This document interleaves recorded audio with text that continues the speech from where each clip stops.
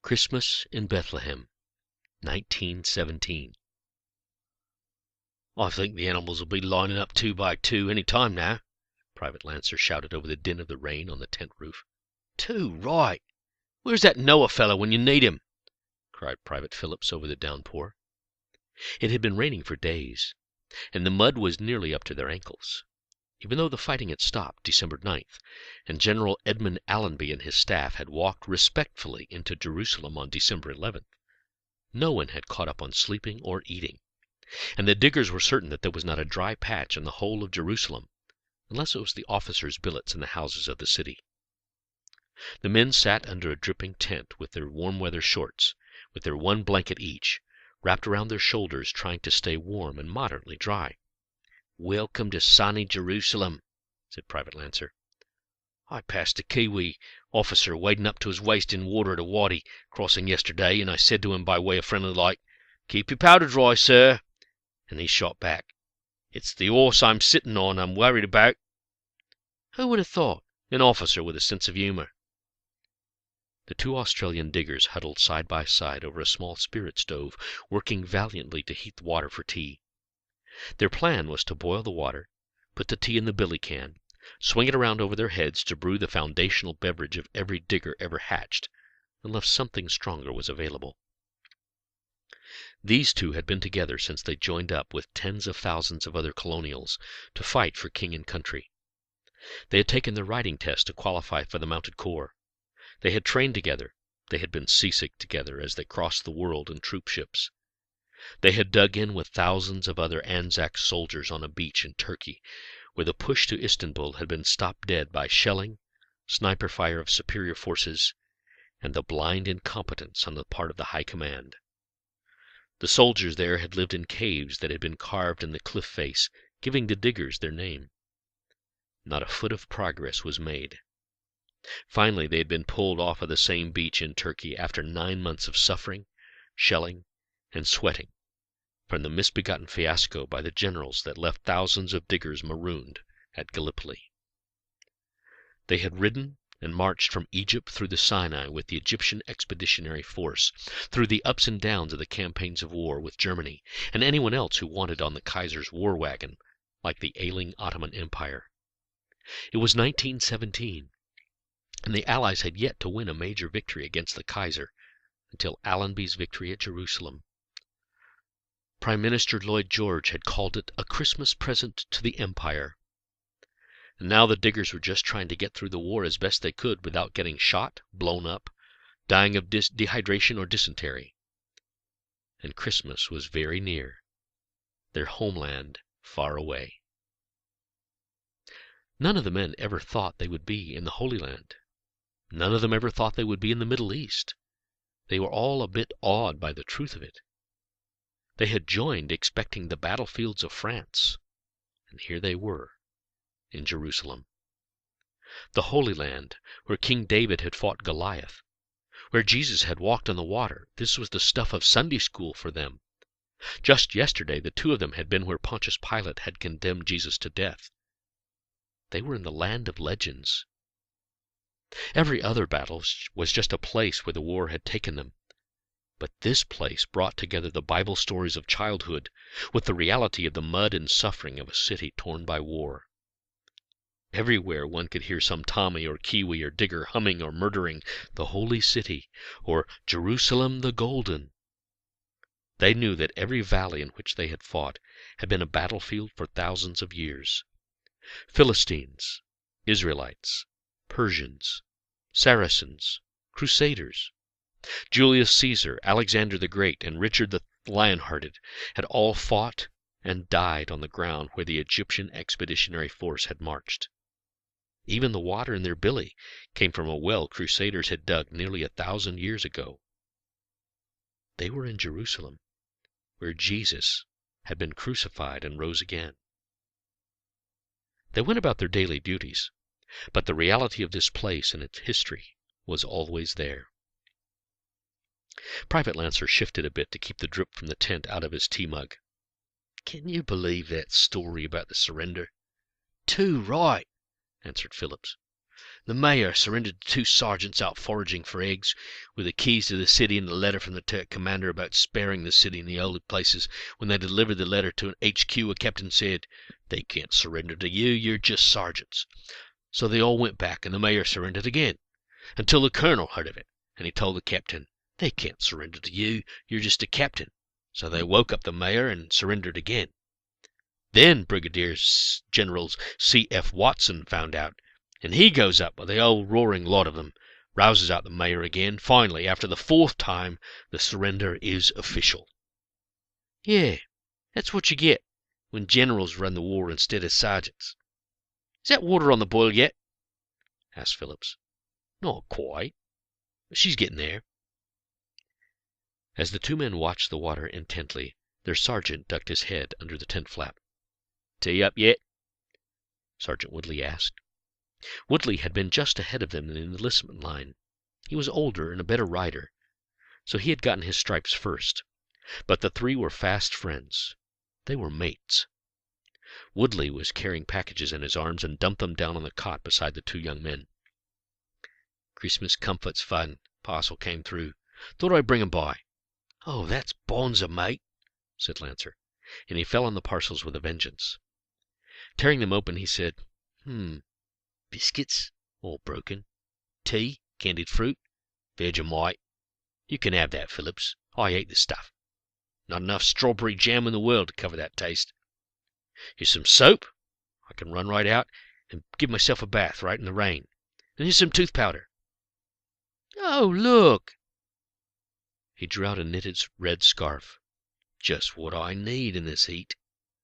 A red scarf knitted by a lady with 2 left hands and all those thumbs."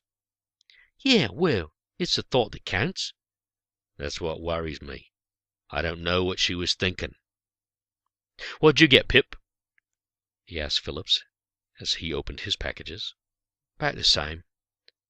Biscuits, 1 not broken, some knitted socks. That colour green should scare the Turks right back to Istanbul. Some tea. Ooh, Earl Grey. Ooh, la-di-da. Must have known your people were Poms, people of Mother England," Lancer said. Suddenly Sergeant Woodley took a deep sniff. "What is that smell?" "What smell?" "It's like an Egyptian bordello at midnight." "And you would know that, would you, Sergeant?" "Private, what is that smell?" "If you must know, Sergeant, it's frankincense." "And myrrh," echoed Phillips. "You know, like in the Bible, frankincense and myrrh." "Yes, I know frankincense and myrrh. What I don't know is what you're doing with them in your tent." "Well, Sergeant, it's like this. As soon as we took over Jerusalem, the Jews and the Arabs, they set up a market, since the Turks hadn't let them have anything like that, and even if they had, the Turkish scrip wasn't worth anything, and we used your actual coin of the realm, as it were, and so, well, they set up a market, and even with the rain it was dry inside their tents, so we sort of took a stroll, as it were, to see what we could find to take back to Aussie. I know all about the bazaar, but some of us have more important things to do, like fighting the war, than to wander around like a couple of galahs looking at foreign rubbish." "Yeah, well, it's not all rubbish. I got one of those curved daggers." "Yeah, and I got one of those headscarf things for my mum to wear." "Right. I can see that going down well at Hopper's Crossing." "Well, she can use it as a tablecloth. It's that big." "Silly cobbers." The water finally boiled, and the tea was made. The 3 men sat companionably in the den, dodging drips, drinking billy tea, and eating the broken pieces of biscuits from the parcels. "Well, I can't sit around here all day with you 2. Rumour has it that the Navy finally landed our winter gear at Jaffa, and the caravan will be here with it today if they don't drown along the way. You might want to find yourselves down by the depot to pick up some fresh uniforms and socks, not to mention some new knickers. Then we're going to have a mission starting tonight." "What? It's December 23rd. It's almost Christmas. What do you mean, a mission?" "HQ thinks old Falkenhayn might be planning a counter-offensive to turf us out of Jerusalem after Christmas. HQ worries that while we're looking north, the Turks may be trying to sneak in the back door, so to speak. They don't exactly celebrate Christmas on their side, even though St. Nicholas was a Turk. But they know that we do, so we're going to have a bit of a recce south towards Bethlehem and see what's what. Bethlehem? The Welsh are guarding that. They've got their own lookouts. Just get your gear from the new shipment, and pack up your troubles in your old kit bag, as the song says, and we'll head out after dark. The two diggers stowed the tea things, hitched their greatcoats over their heads, and made their way through the torrents of rain to the supply depot. They looked like two headless corpses sloshing through the mud. The novelty of camels had left them the second week out of Egypt, so they warily skirted by the miserable animals before they could be spit on. Their own mounts were picketed with the other horses of the mounted infantry, and were worse than useless in the deep mud and rain. Finally they came to the supply tent. There were a few there ahead of them, but not so many that they couldn't huddle under the protection of the tent. With the wind blowing at gale force, they just hoped the stakes would stay in the ground. They got in the queue. The English, the Kiwis, and the Aussies are great ones for queues, and they waited their turn. Lancer and Phillips sloshed their way back to the tent, and got into the first dry clothes they'd had for many days. Then they wrapped themselves in their new hoochies, their waterproof coverings, to stay dry, and they drank some tea.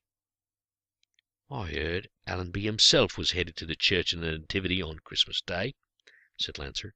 "Yeah, that'd be something if the Turks attacked while he was in there.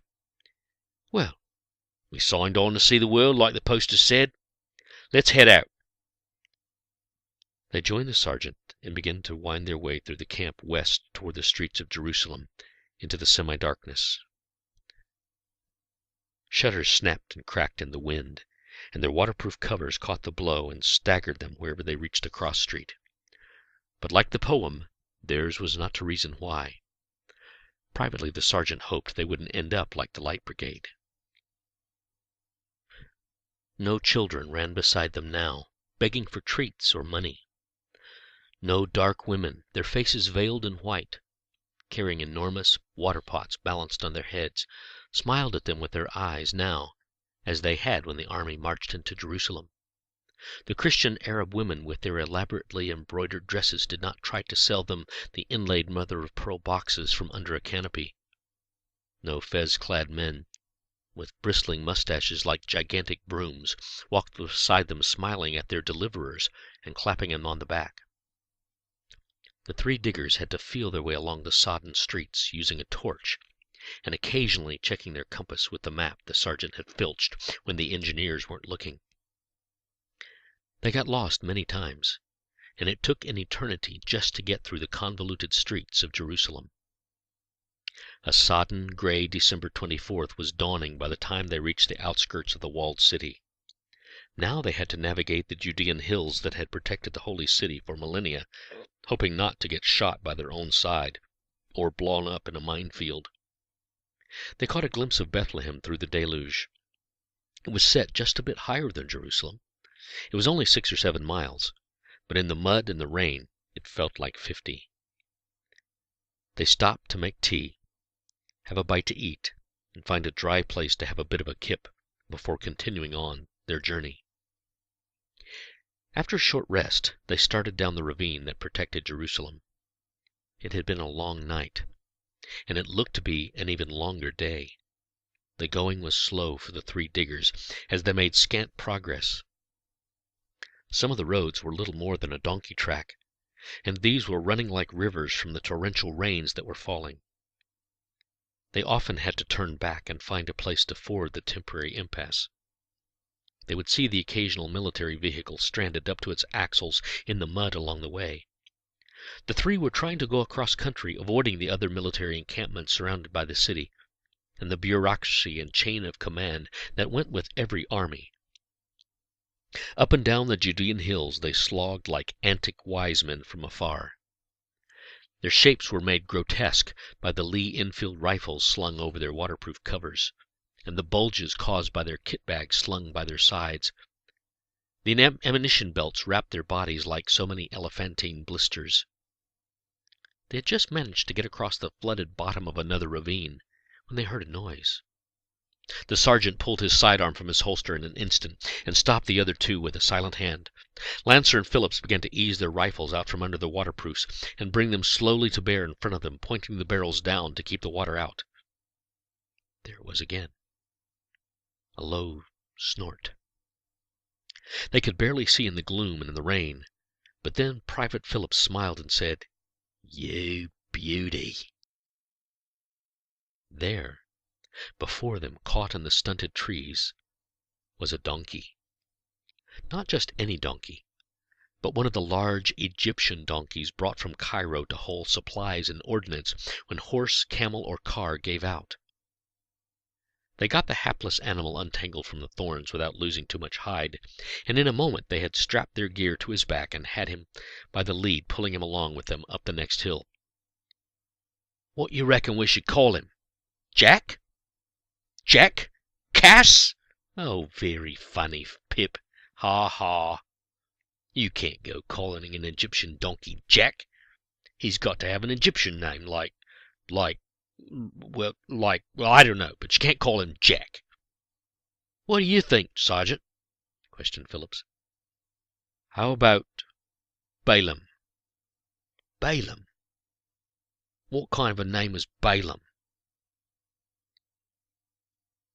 "Didn't you go to Sunday school like a heathen, you Lancer?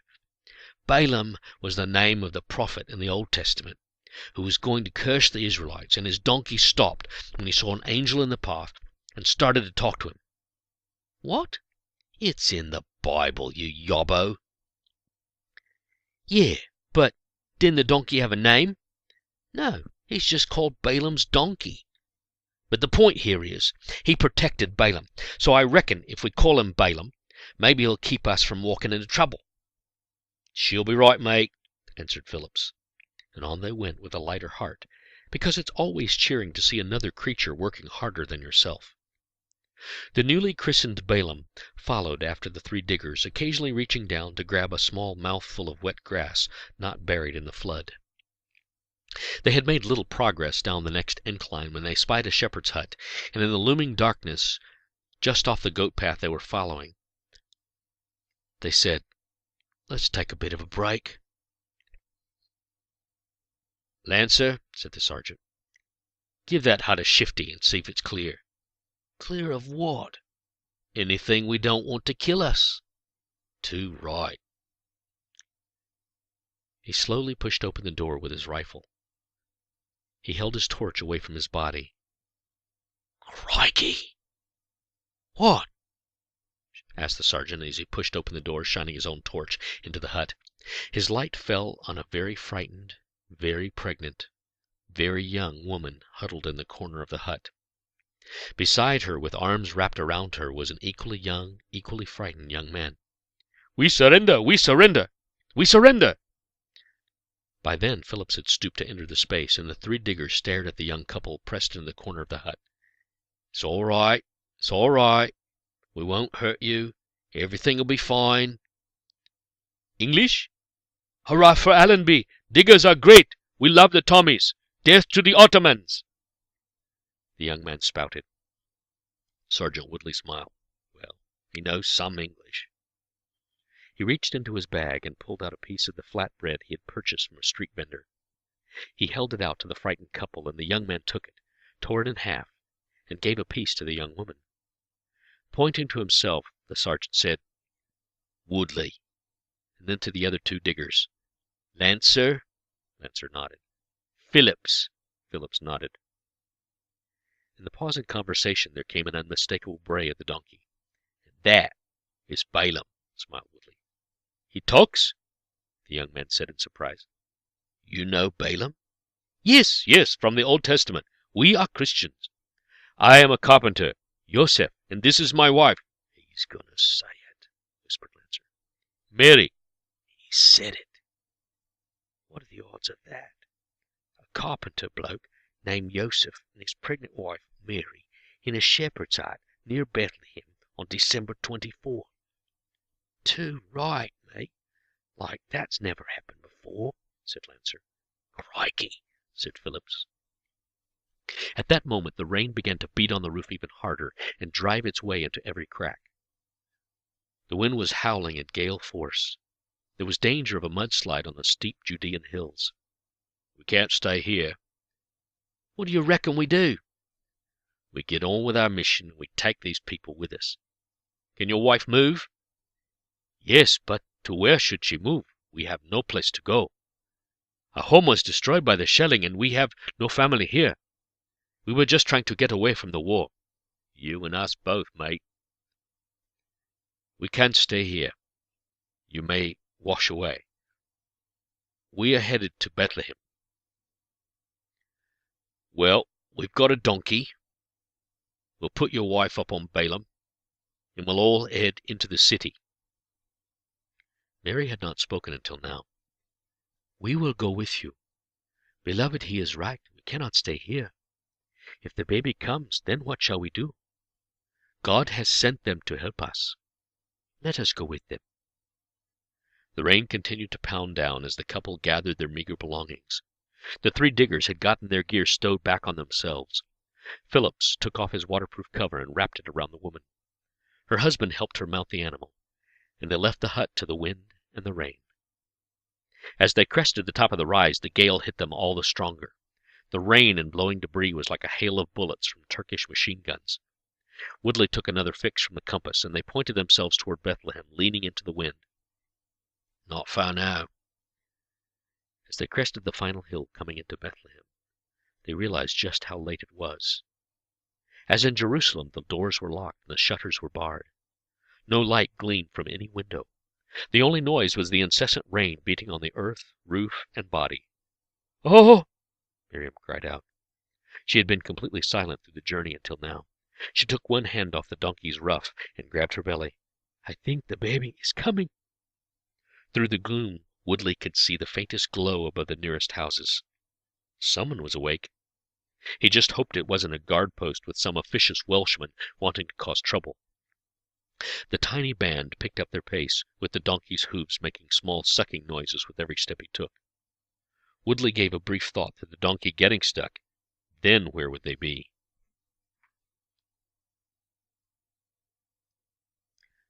They made their way through the narrow streets, toward the effulgence of the deluge glowing above the rooftops. Finally they rounded a corner and saw an L-shaped building lit with a lantern light strung over the street, with a gathering of people at the front of a very low door. There were uniforms and coats, officers and enlisted men, locals with fezzes, and a few nurses, their sky-blue long skirts peeking out from under their mackintoshes, all scattered throughout the gathering. Umbrellas and waterproof squares held over heads. Some were just standing bareheaded in the rain. And singing. It was singing. They could hear it now through the noise of the rain. Silent night, holy night, all is calm, all is bright.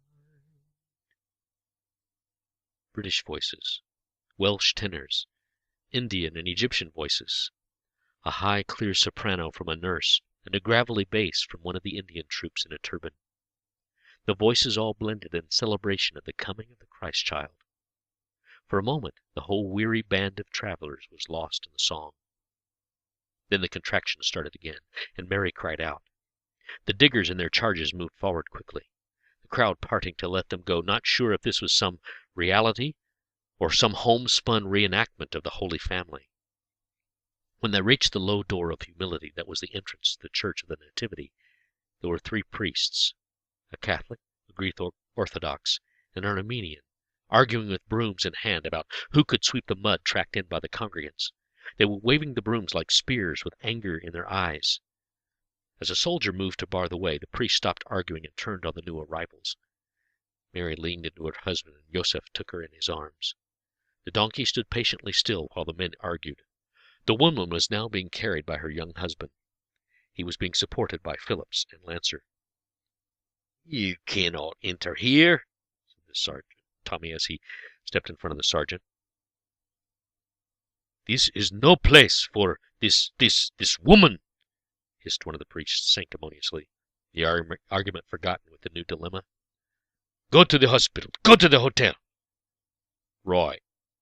This lady is pregnant, and she's about to give birth, and there's no place open, no room in the inn. Any of this sounding familiar to any of you? If a lady can't get shelter and have a baby in this place on this night, then you don't believe what's going on in there. We are going in. The young soldier recognized the voice of authority when he heard it, and the priests were too shocked to do more than get out of the way. The 5 of them went in under the low lintel into a room filled with incense and smoke from the jeweled lamps suspended from the ornate chapel ceiling. The midnight service had begun, and the Holy Father droned on in Latin as he pronounced the ancient words. As quickly and as quietly as they could, they found a corner shielded by carved screens, the walls of the nook covered in framed icons. Only those men at the very back realized that anything unusual was going on as the group shuffled through, and the English ability to carry on as if everything was completely normal, as if nothing were happening, smoothed over the disturbance and wiped the scowls, frowns, and disapproval from the faces, and brought back the habitual aplomb of the British. A young nurse from outside had followed them in, sensing that this was not a show, and she went quietly over and touched the sleeve of a doctor attending the service. He silently followed her to where Mary was now resting on the floor of the church, her husband holding her hand and looking very worried.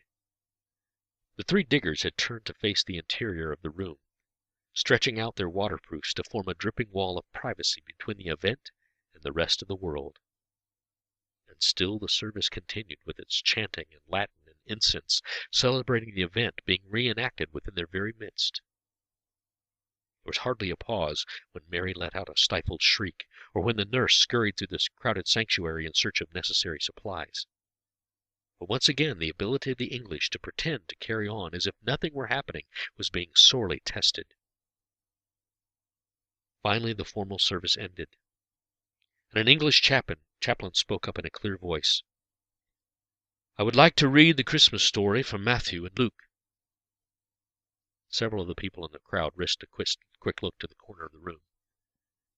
Matthew chapter 1, verse 18. Now the birth of Jesus was on this wise. When as his mother, Mary, was espoused to Joseph, before they came together, she was found to be with child of the Holy Ghost. And then Joseph, her husband, being a just man, and not willing to make her a public example, was minded to put her away privily. But while he thought on these things, behold, the angel of the Lord appeared to him in a dream, saying, Joseph, thou son of David, fear not to take unto thee Mary thy wife, for that which is conceived in her is of the Holy Ghost. And she shall bring forth a son, and thou shalt call his name Jesus, for he shall save his people from their sins. Now all this was done that it might be fulfilled which is spoken of the Lord by the prophet, saying, Behold, a virgin shall be with child, and shall bring forth a son, and they shall call his name Emmanuel, which being interpreted, God with us. Then Joseph, being raised from sleep, did as the angel of the Lord had bidden him, and took unto him his wife. And he knew her not till she had brought forth her firstborn son, and he called his name Jesus. Luke chapter 2 and verse 1.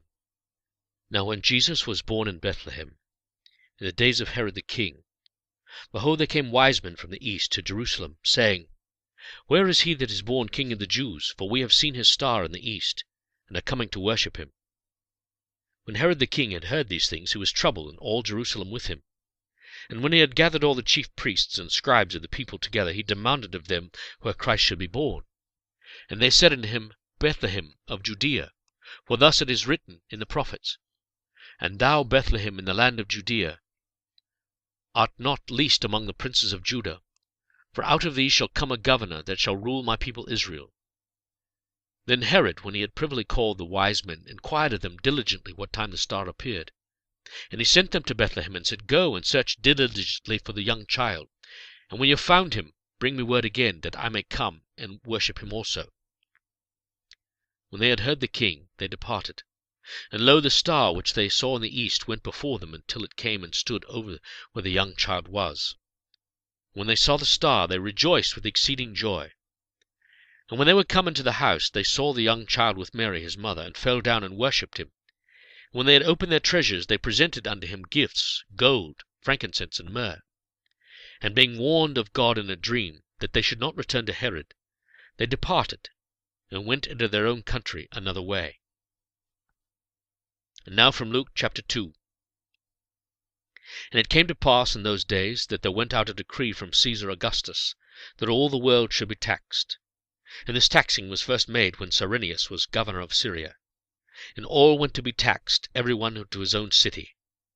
And Joseph also went up from Galilee out of the city of Nazareth unto Judea, unto the city of David, which is called Bethlehem, because he was the house and lineage of David, to be taxed with Mary his espoused wife, being great with child. And so it was, that while they were there, the days were accomplished that she should be delivered. And she brought forth her firstborn son, and wrapped him in swaddling clothes, and laid him in a manger, because there was no room for them in the inn. At that moment Mary gave a low growl of strain, and then a gasp that stopped the chaplain mid-verse. In the silence there came the mewling cry of a newborn baby that filled the room and echoed off the hallowed ceilings. There was a "It's a boy" from the doctor. Every person in the church, from the highest holy patriarch to the lowliest private, realized what was happening that night had happened just like that over 1900 years ago. Jesus, the Christ, the Messiah, had been born as the carol had said, that man no more might die. With a smile on his face and a tear in his eye, his stiff upper lip threatening to fail him, the chaplain continued to read over the sounds of a newborn as he watched tears and smiles fill every place in the crowd. Even the patriarch had a look of peace that he had not had on his face for many years. The three priests had bowed their heads in silent prayer, their hands resting on their brooms. And there were in the same country shepherds abiding in the fields, keeping watch over their flock by night. And lo, the angel of the Lord came upon them, and the glory of the Lord shone round about them, and they were sore afraid. The angel said unto them, Fear not, for behold, I bring you good tidings of great joy, which shall be to all people. For unto you is born this day in the city of David a Saviour, which is Christ the Lord. And this shall be a sign unto you. You shall find the babe wrapped in swaddling clothes, lying in a manger. And suddenly there were with the angel a multitude of the heavenly hosts, praising God, and saying, Glory to God in the highest, and on earth peace, goodwill toward men. And it came to pass, that the angels were gone away from them into heaven, the shepherds said to one another, Let us now go even unto Bethlehem, and see this thing which is come to pass, which the Lord hath made known unto us. And they came with haste, and found Mary and Joseph and the babe lying in a manger. When they had seen it, they made known abroad the saying which was told them concerning this child. And all they that heard it wondered at those things which were told them by the shepherds. But Mary kept all these things, and pondered them in her hearts. And the shepherds returned, glorifying and praising God for all the things that they had heard and seen, as it was told unto them. We have witnessed tonight what the night must have been like.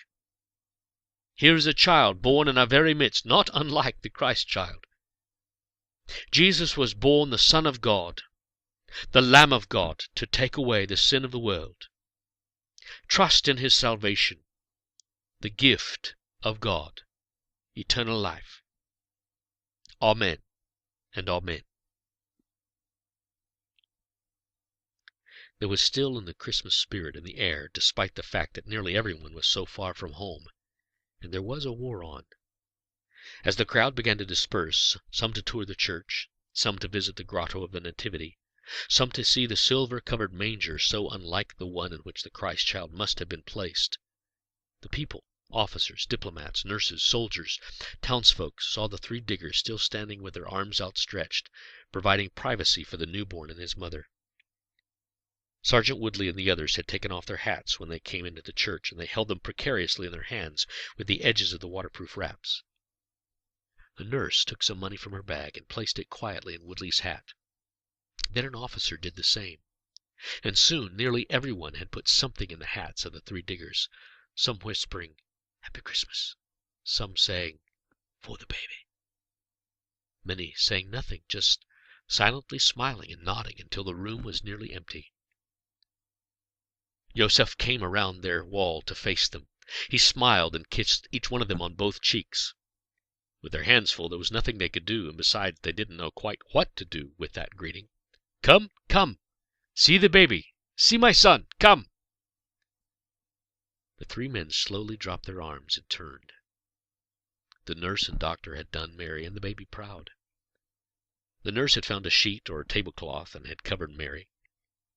She had found something in which to wrap the baby as well. The doctor had done all that he needed to do and was quietly stowing his things in his bag, smiling. What a story he had to tell! Mary leaned up against the wall with the baby in her arms, her hair still wet from the birth and the storm. The infant was peacefully quiet, with his eyes closed and his tiny fists clenched. Lancer was the first to break the spell.